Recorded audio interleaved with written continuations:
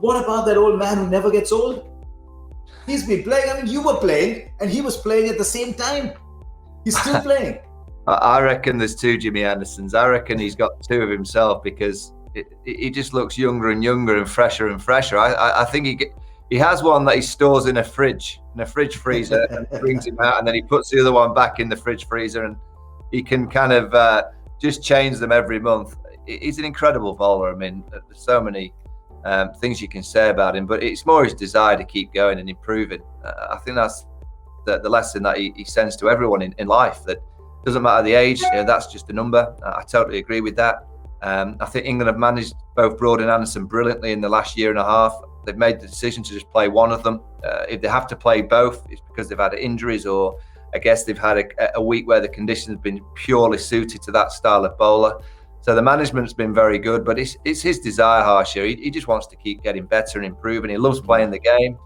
He loves being a part of winning teams. He was a part of the team that won there in 2012. He was a part of the Ashes win down under in 2010-11.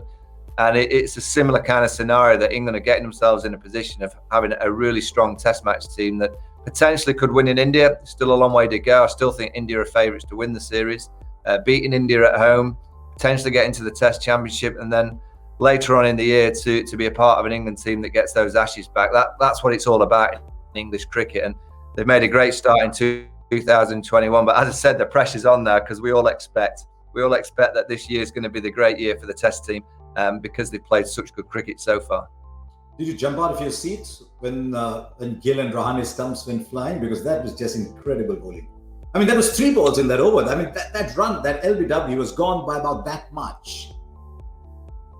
Yeah, and it's the reverse swing back into the right hand. It's just it's his subtle change of pace. So he knows with the reverse swing, if you bowl it at the same pace, any batters that's worked their salt will kind of just work that out. But he just changes his pace subtly. So those balls that end up bowling both Shubman Gill and Ajinkya Rahane, he just puts that extra little bit of oomph, that extra little bit of pace, so it catches the batsman on the crease. It goes through them, a bit quicker than expected, and that's experience and skill. The understanding, his record in subcontinent conditions is exceptional. It was only 5 or 6 years ago there was many saying, "Oh, he can't bowl away from England." Nonsense. He can pretty much bowl anywhere on any pitch with any ball. He bowls with I guess the one thing that he would like to answer is his record in Australia. He was a part of the 10-11 team that won there, but since then, England have lost 5-0 and 4-0.